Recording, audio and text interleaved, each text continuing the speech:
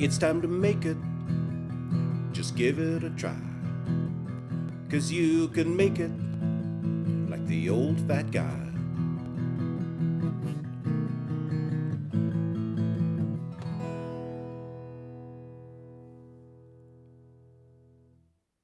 Thanks for tuning in to another episode of You Can Make It with David Farrell. That's me.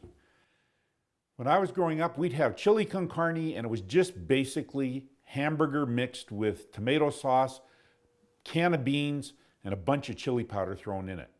Well, you can do a lot better. We're going to change it up, and today we're going to make pork chili. This is going to be chili made with chopped pork meat instead of ground meat, and it's going to be using a different herb blend and fewer beans. And it's a really different variety on chili, and I think you'll really enjoy it. It's also pretty easy to make. I started off by heating up a electric fry pan to medium high. You can also do it in a Dutch oven on the stove at medium high. You're just going to add 2 tablespoons of oil to the heated pan, and I've got 1.5 kilograms or 3 pounds of pork. You can use pork loin, sirloin, butt roast, any kind of boneless pork you like, and just cut it up between 1/4 and 1/2 inch pieces and then throw it in the pan. If you don't have a really big pan, I suggest that you try and do it in little batches because the pork will give off a lot of water and stop it from browning. Now it's going to take 5, maybe 6 minutes for this pork to brown up.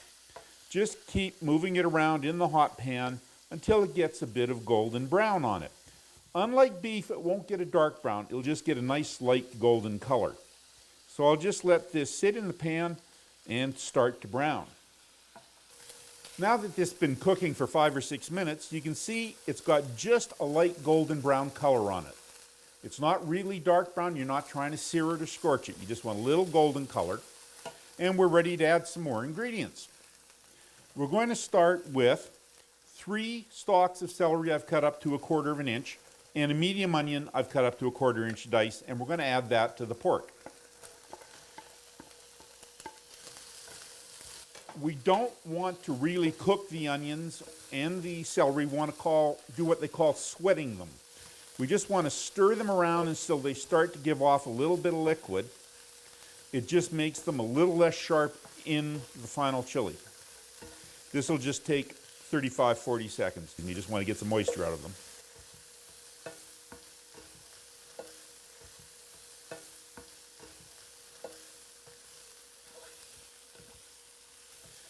You'll note that the pork still gets a bit more color as you're stirring. That's why you leave it in while you're doing the onions and the celery.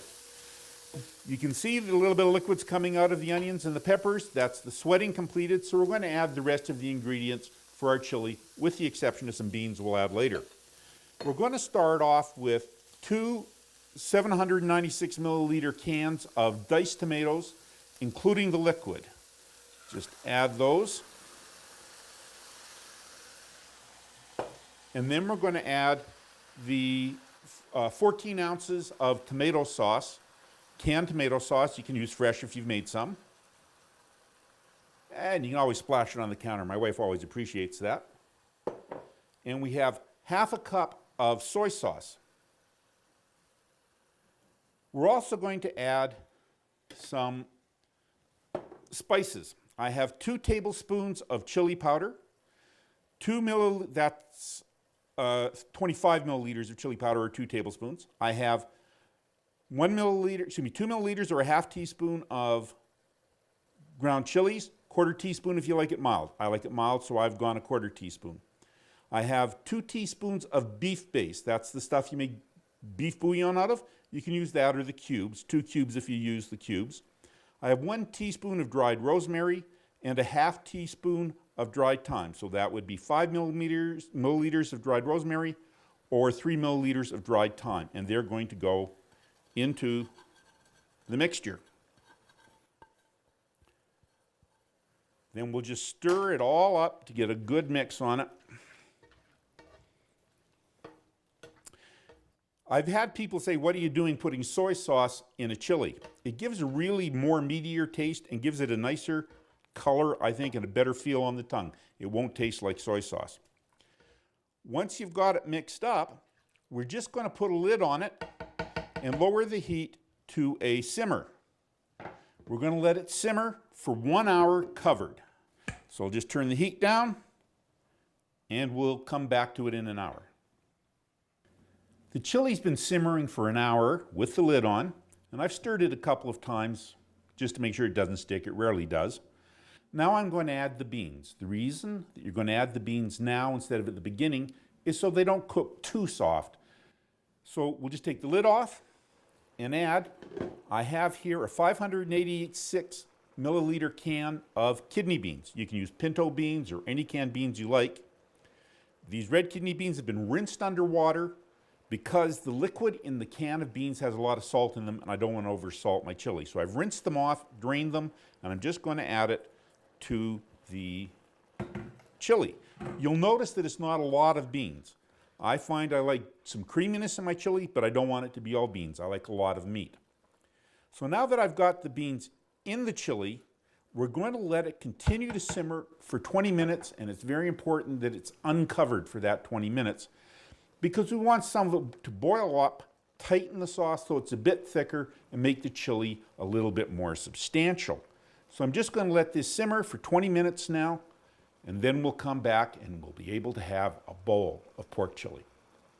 This is the part of the show where I suspect you might be a little jealous of me because I get to taste what I cooked. And pork chili is definitely something that I really enjoy tasting. We'll just take a nice big spoonful of it here.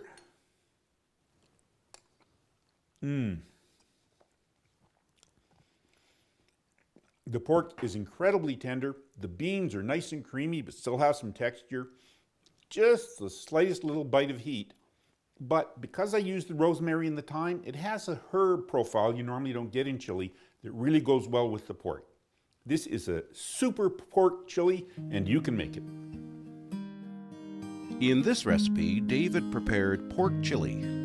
The ingredients used are 1.2 kilograms of pork, diced, 25 milliliters of oil, 375 milliliters of diced onion, 150 milliliters of celery, diced, 398 milliliters of tomato sauce, 1,592 milliliters of canned diced tomatoes with the juices, 25 milliliters of chili powder, 2 milliliters of dried chili flakes, 3 milliliters of dried thyme, 5 milliliters of dried rosemary, 125 milliliters of soy sauce, 2 beef bouillon cubes, and 540 milliliters of canned beans. For the complete recipe, visit David's blog at oldfatguy.ca. And remember, you can make it.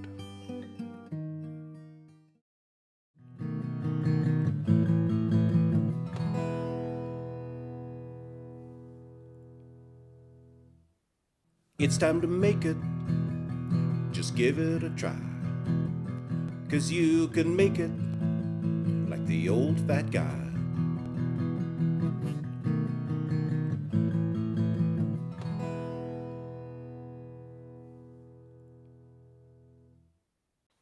My name is David Farrell, better known as the Old Fat Guy, and welcome to an episode of You Can Make It. I really appreciate you coming by today because I'm going to show you how to make one of the best dishes that I make, Memphis chicken wings. I'm going to be cooking them on the smoker, but you can also do these in an oven or over indirect heat in a barbecue if you don't have a smoker. It's quite easy to make. I'm just going to take a clove of garlic and smash it, put it in a pot. Then I'm going to add 25 milliliters or 2 tablespoons full of butter and a half a milliliter of, or that's an eighth of a teaspoon of Memphis barbecue rub. You can buy some or make your own. If you want to make your own, I'll put the recipe at the end. And then I'm going to add 25 milliliters of a hot buffalo sauce. There's several brands out there you can buy. 25 milliliters is 2 tablespoons. Then I'm just going to take this over to the stove and I'm going to heat it up until the butter melts and it comes to a boil.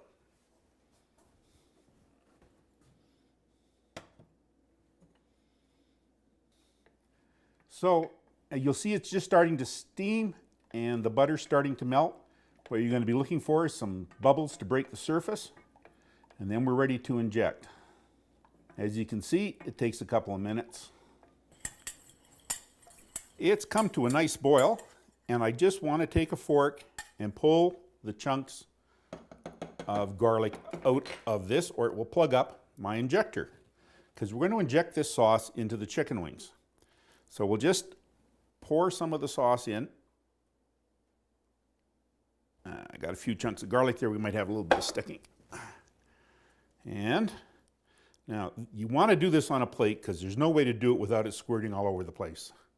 But you're just going to put a little bit of the sauce into each one of the wing segments. I got 12 wing segments here, and we'll just fill them up.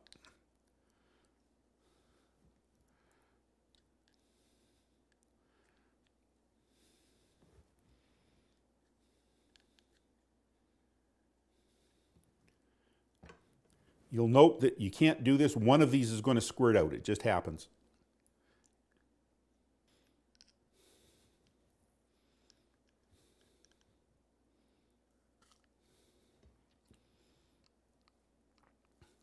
There's the squirter. Like I say, you always get one that squirts out.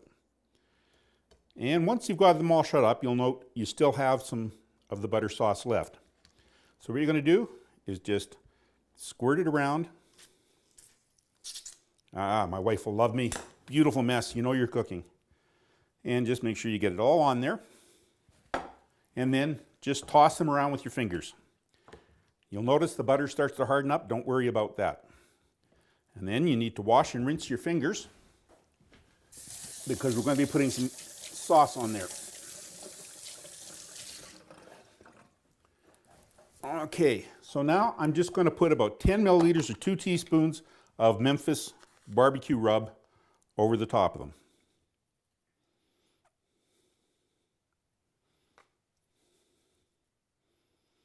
And flip them over and get the other side.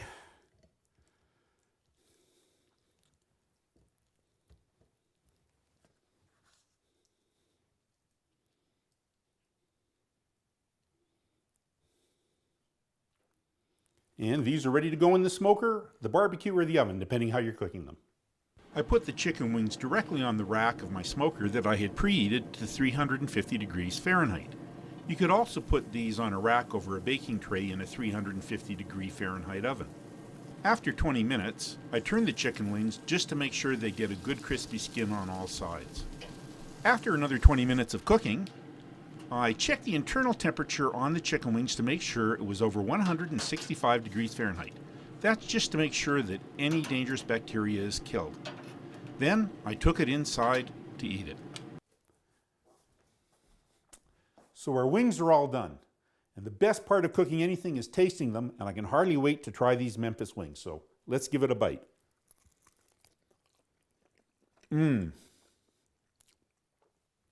Just a touch of heat, just enough herbs from the Memphis rub. These are really good wings, and you can make it. In today's episode, David prepared Memphis wings. The ingredients used are chicken wings, butter, red hot sauce, garlic, and Memphis rub. The Memphis rub ingredients are paprika, brown sugar, garlic powder, black pepper, ginger, onion powder, thyme, oregano, and kosher salt. If you'd like to try making these wings, visit David's blog at oldfatguy.ca. And as always, you can make it.